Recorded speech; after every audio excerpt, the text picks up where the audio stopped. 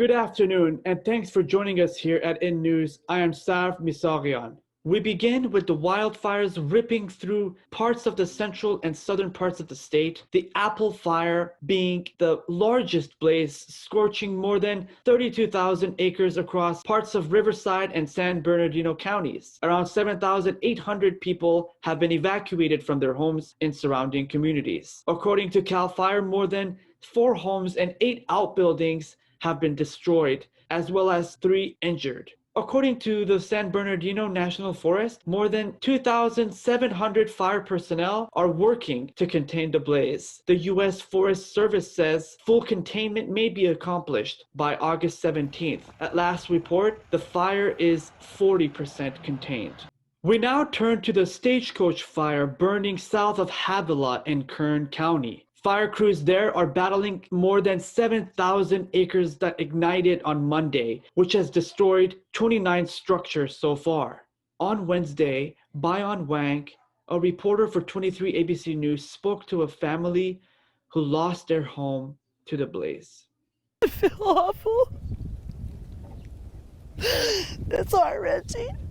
My 5-year-old said to me this morning, "Mommy, for my birthday next week, I just want my bed back. I just want my bed back." That's so freaking heartbreaking to hear because it's something so small, but to a 5-year-old, that's a lot of comfort. The destruction is more than just a sobering reminder of the anguish wildfires can cause in a state that's so prone to them. For Wendy Krause-Smith and her family, it's the history that perished under the flames. You have your kids, they made it. That's the most important thing, and that is true. That's 100% true.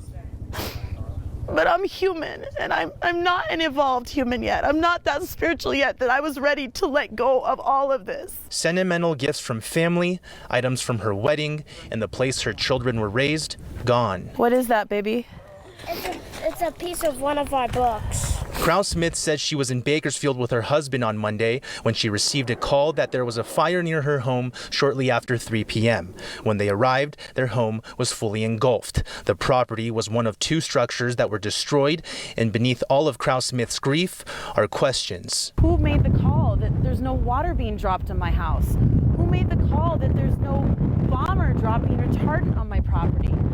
And the mismanagement that was going on over there was epic. Andrew Freeborn, the public information officer for the Kern County Fire Department, had this to say. Throughout this community, the firefighters have been slowed or hindered by very narrow roadways, brush over the roadways that they've had to remove out of the way. And so that definitely plays into the effectiveness of the fire suppression efforts. Our hearts go out to these individuals, as well as the other family who have lost a home out here. Joining me now is 23 ABC's Bayon Wang. Bayon, truly a devastating story there. Has the family mentioned their plans going forward? Yeah, Sarah, thanks for having me. You're right, incredibly sad story there. A whole, new reality this family is burdened with right now. I do want to say that the mom you saw there in the story, I spoke to her on Friday, just a couple days after that story aired, and she's incredibly high-spirited because while she's trying to figure out the plans for her family, she's also got to lead by example for her kids and how to respond in the face of adversity. So it was really heartwarming to see kind of the positivity that she spoke with. On Friday, she told me that they were at a hotel that they were staying at, but assuming this is a long-term process, they've also reached out to friends and family to kind of see if they needed a safety net, if they were able to go to a friend's house. So haven't heard back from them since on where they are in that. I should also say that on Wednesday, when that story aired, there was only 2 structures damaged, one of the homes being the one in that story. Now there's 29 structures damaged. So in the Havilah area, there are a lot of communities, so you could presume that the majority of those structures are homes. So a lot of families are also dealing with this tragedy right now, Sarah. Well, our prayers and thoughts are with the family. Also, Bayon, we heard the officials say that they're dealing with quite a few obstacles. What are they precisely? Oh yeah, a myriad of obstacles for sure. This fire is now burning upwards of 7,000 acres. It is 57% contained now, which is awesome. But really, throughout this firefight, it's been the erratic gusts that they've had to deal with. The blazes are burning at elevations currently, and just when a fire crew would draw a perimeter around the fire, a gust would take an ember and blow it to a whole other area and spark another fire in that place wherever the ember blew.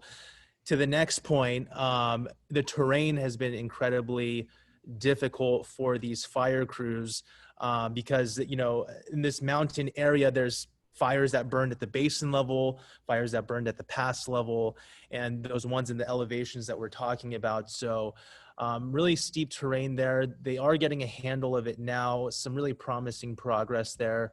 But these are just a few of the things that they've had to deal with. Mind you, the apple fire that you were talking about at the beginning of the show, that's not too far from here. I think it's less than 100 miles. It's in the northern part of Riverside County.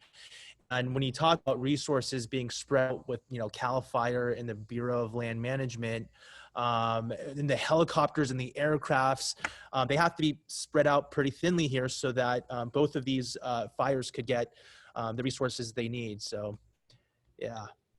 Thanks for your story there, and you sure did a great job reporting the fire over there. And thanks for joining us on here. In News covers stories that matter to you every week. Thank you for joining us. See you next time.